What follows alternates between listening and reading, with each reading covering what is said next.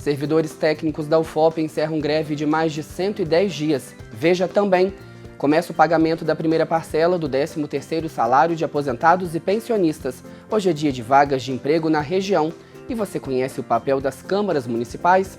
O Plano Aberto traz uma série de reportagens que vai mostrar como funciona o trabalho dos vereadores.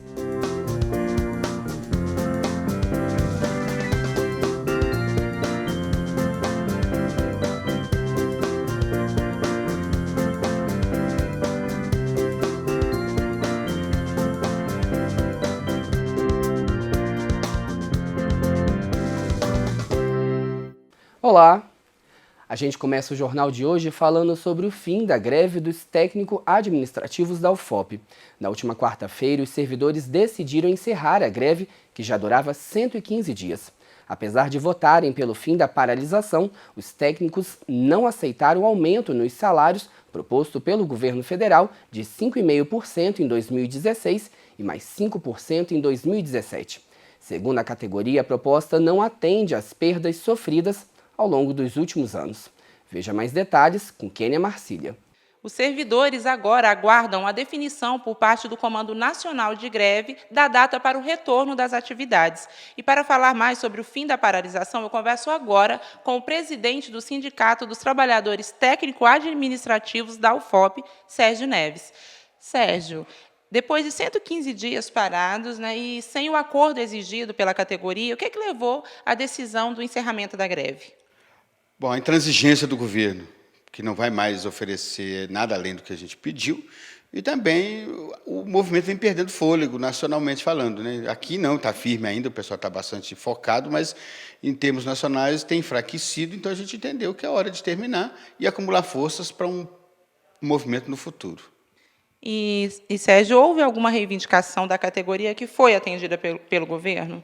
Basicamente, não. O governo atendeu, na nossa pauta específica, algumas questões simples, como não criminalização dos movimentos, não perseguição aos sindicatos, e criou grupos de trabalho para discutir outras questões, como democratização das universidades, 30 horas, mas, basicamente, nada foi atendido nessa greve. E, Sérgio, a universidade depende da matrícula dos calouros para definir o calendário para o próximo semestre letivo e também para dar início às aulas. Tem alguma previsão? Já voltou, já está sendo feita essas matrículas por parte dos técnicos administrativos? Nas negociações ocorridas entre nós e a Comissão de Negociação da Reitoria, nós liberamos todos os servidores das seções de ensino para fazer os horários, lançar os horários, conferir, fazer as alterações curriculares e liberamos servidores para fazer o que se chama plano de calouros, sem o qual não se faz a matrícula de calouro. Tudo isso já foi feito. No nosso entendimento, a matrícula online, com os ajustes online, pode ser feita a qualquer momento, basta a administração querer. O ajuste presencial, esse ainda não foi acordado ainda, porque nós estamos para discutir. Mas, na nossa visão, o que a gente já liberou é suficiente para fazer a matrícula quando a UFOP quiser.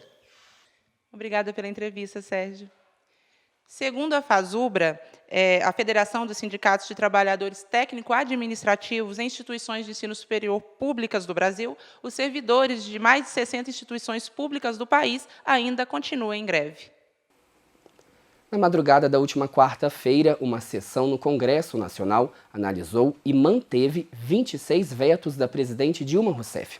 A maioria dos vetos diz respeito a projetos que aumentam gastos obrigatórios, por isso não são de interesse do governo, que busca reequilibrar as contas públicas. Na relação entre os poderes, o Executivo é responsável por fazer valer as leis criadas pelo Legislativo. O Executivo é representado pela Presidente da República, e o Legislativo é formado por deputados e senadores. Essa relação nem sempre é de fácil compreensão para o eleitor. Nem sempre ele sabe de quem cobrar e como cobrar. E não precisa ir muito longe. Numa realidade mais próxima da gente, nos municípios, essa relação é reproduzida pelos vereadores, que compõem as câmaras, e o prefeito, que ocupa o executivo municipal. E a partir de hoje, o Plano Aberto inicia uma série de reportagens que vai mostrar o papel das câmaras municipais. E na primeira você vai ver como surgiram as casas legislativas no Brasil e o papel dos vereadores perante a sociedade. As câmaras municipais surgiram na época colonial para facilitar a administração das vilas pela colônia portuguesa. A Casa Legislativa era composta pelos considerados homens bons, integrantes da elite colonial, e era regida pelas normas da coroa portuguesa. No entanto, muitas vezes os vereadores administravam o município em conflito com os interesses da metrópole e eram severamente punidos pelos portugueses. Essas situações deram origem a várias revoltas nas vilas. A história do Brasil, da implantação do Estado no Brasil, foi em boa medida uma luta do poder central contra os poderes locais.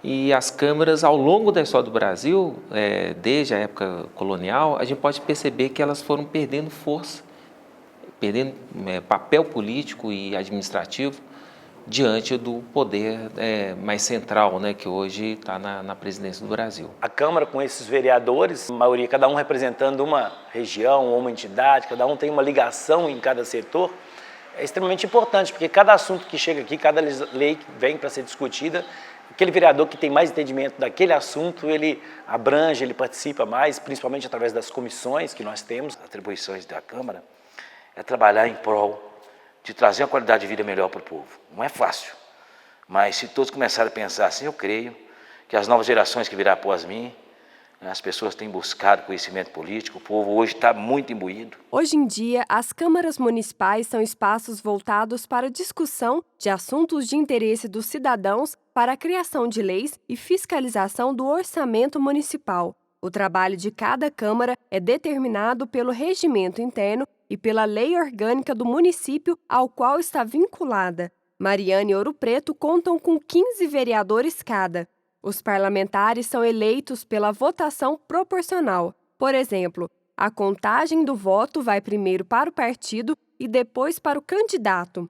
O eleitor também pode votar somente no número do partido. De acordo com o número de votos, o partido conquista algumas cadeiras que são destinadas aos candidatos mais votados. É por isso que candidatos com pouquíssimos votos podem ser eleitos, beneficiados por aqueles com mais votos do mesmo partido. A Câmara Municipal de Ouro Preto, ela sempre teve o papel de interagir entre o poder municipal, a população, entidades, igual o caso da Santa Casa há pouco tempo. Então, ela sempre foi o elo entre todas as pessoas. O prefeito é um só, vereadores são 15, então fica mais fácil o cidadão ter mais acesso ao vereador que diretamente ao prefeito, né? Se a gente quer que uma Câmara de Representantes represente bem uma sociedade que é tão desigual assim, inclusive em opiniões, o ideal é que você tenha uma oposição e uma situação compostas ali dentro. Apesar de funções distintas, o ideal é que a Prefeitura e a Câmara trabalhem em parceria. Muitas vezes o que a gente vê é o contrário, é um brigando contra o outro, é um tentando dar rasteira no outro. E, geralmente, administrações são feitas assim, são más administrações. São poderes independentes, logicamente que a Câmara tem a sua função, inclusive de fiscalizar o Executivo, mas eu acho que pode sim e deve trabalhar junto. Eu acho que alertando, cobrando, e nós temos aqui ferramentas para isso. O prefeito que quer ter um bom mandato, que quer ser participativo, democrático, ele sempre tem que ouvir a Câmara Municipal de Ouro Preto. Aquele prefeito que tirar sempre o horário da reunião da Câmara e ouvir os vereadores, ele sempre terá um bom mandato, porque o vereador está mais próximo do povo. E na próxima reportagem da série você vai conhecer o papel dos vereadores e a importância do cidadão em acompanhar o trabalho dos parlamentares. Veja agora as oportunidades de emprego na região com Felipe Barbosa. O Cine de Ouro Preto oferece uma vaga para pintor de obras. É necessário ter ensino fundamental completo e 6 meses de experiência. O posto do Cine fica na rua Conselheiro Santana, número 14, no bairro Pilar. Outras informações pelo 3559-3321 ou 3551-0750. O Cine de Mariana oferece uma vaga para vendedor. É necessário o ensino médio completo e 6 meses de experiência em vendas de peças automotivas. E o Cine de Mariana também está com 15 vagas para porteiro. É exigido o ensino médio completo, noções básicas de informática e experiência comprovada de 6 meses. Para outras informações, entre em contato pelo 3558-2001 ou 3557-3547. No nosso blog você confere essas e outras vagas de emprego na região. Acesse tvufop.blogspot.com.br. Aposentados e pensionistas do INSS já começaram a receber a primeira parcela do 13º salário de 2015. O adiantamento será feito para 28 milhões de segurados e vai injetar 16 bilhões de reais na economia do país. Os primeiros a receber são os que ganham um salário mínimo. Quem ganha acima de um salário começa a receber a partir do dia 1º de outubro. Os depósitos seguem até o dia 7 de outubro. Em agosto, o governo chegou a dizer que dividiria em 2 etapas o pagamento da primeira metade do 13º por falta de verba, mas voltou atrás logo depois. No nosso blog você confere a tabela com todas as datas dos pagamentos da gratificação. Continue acompanhando o Plano Aberto de segunda a sexta-feira, às 7 da noite e ao meio-dia, aqui no canal 31. A gente fica por aqui. Obrigado pela companhia e até o nosso próximo encontro.